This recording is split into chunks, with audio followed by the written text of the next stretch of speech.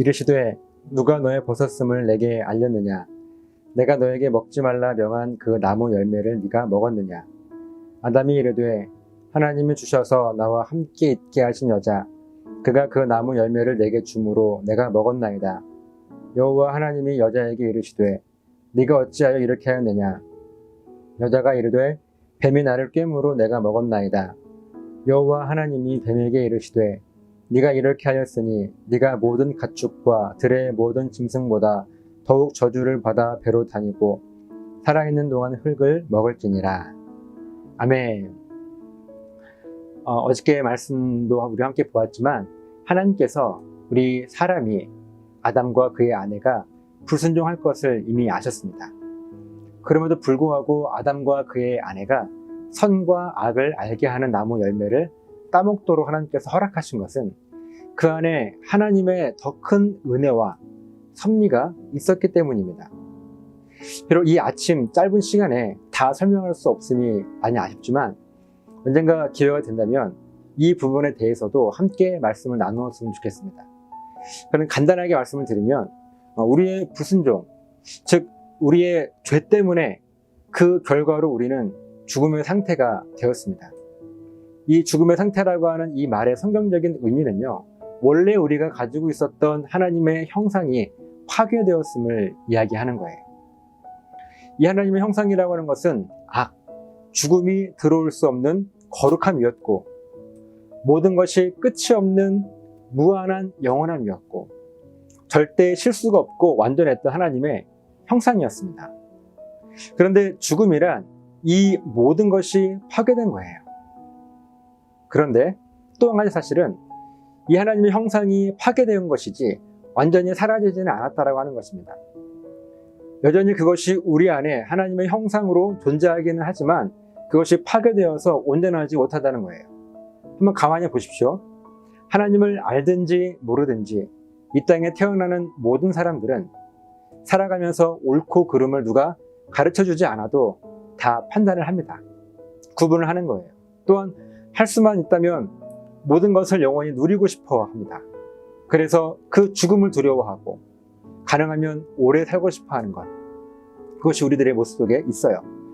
그리고 살아가는 모든 순간을 실수 없이 완벽하게 살고 싶어 하는 거예요. 이 모든 것은 이 땅을 살아가는 모든 사람 안에 하나님의 형상이 존재한다는 증거이기도 하는 것입니다. 비록 불순종으로 그 하나님의 형상이 다 파괴되어서 온전하지 않지만 우리 모든 사람들 안에는 이미 하나님의 형상이 존재하는 거예요. 여러분, 이것이 성경이 이야기하고 있는 죽음입니다.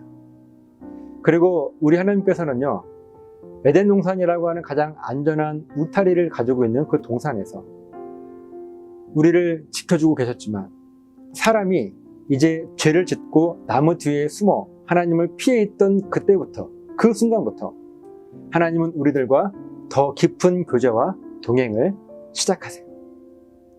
하나님과의 깊은 교제와 동행은 이렇게 시작이 되어집니다. 본문이에요. 이렇게 이야기합니다. 아담아, 누가 너의 벗었음을 내게 알렸느냐? 내가 너에게 먹지 말라 명한 그 나무 열매를 네가 먹었느냐? 우리와 하나님과의 깊은 교제와 동행의 시작은요, 이 아담으로 하여금 하나님께 불순종하게 만든 그 범위를 찾는 것이었습니다. 아담이 이야기를 하죠. 하나님이 주셔서 나와 함께 있게 하신 여자, 그가 그 나무 열매를 내게 주므로 내가 먹었습니다. 아담이 여자의 핑계를 대는 거예요. 하나님이 이제 여자에게 묻습니다. 네가 어찌하여 이렇게 하였느냐? 그가 대답합니다. 뱀이 나를 꿰므로 내가 먹었습니다. 이제 하나님께서 뱀에게 물어야 하는데 뱀에게는요, 누가 그렇게 하라고 했느냐라고 묻지 않으십니다. 오히려 이렇게 말씀하세요. 네가 이렇게 하였으니 네가 모든 가축과 들의 모든 짐승보다 더욱 저주를 받아 배로 다니고 살아있는 동안 흙을 먹을지니라. 뱀에게는요, 무엇인가 묻지 않고 변명의 여지도 주지 않고 바로 심판하세요. 사랑 여러분, 하나님께서 우리와 더 깊이 교제하시고 동행하기 시작하시면서 우리들에게 첫 번째 주신 은혜는요, 바로 사단을 심판하신 것입니다. 뱀을 심판하신 거예요. 아담과 그의 아내에게 왜 선악과를 먹었느냐고 묻지 않으셨고 따지지 않으셨습니다. 왜 불순종했는지를 물으신 것이 아니라 누가 너를 불순종하게 만들었는지를 물으셨어요.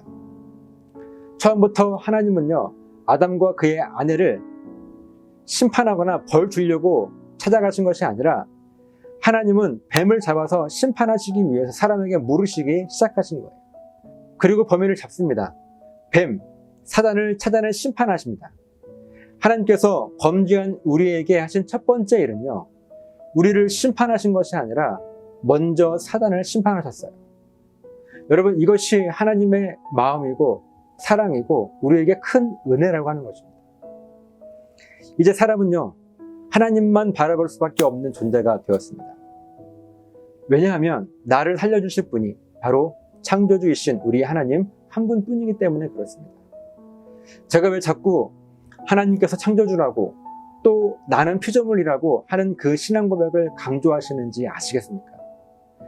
하나님께서 원하시는 것은 이 신앙 고백 한 가지인데 우리 하나님 바라시는 것은 이 신앙 고백 한 가지인 것인데 하나님만 바라보는 것인데 그렇게 하나님께서 우리에게 영광 받으시기를 원하시는데 우리는 꼭 무엇을 어떻게 해야만 하나님께 영광을 돌린다고 착각하며 살아가고 있지는 않습니까? 사랑하는 여러분, 우리들의 신앙 고백 하나로 하나님은요, 가장 먼저 사단을 심판하셨어요. 우리에게 죄 있다, 죄인이다, 죽은 존재야 라고 책망하지 않으시고 우리를 넘어뜨린 사단을 심판하셨습니다. 여러분, 이것이 바로 하나님의 은혜라고 하는 것입니다. 여러분, 이 은혜를 아십니까?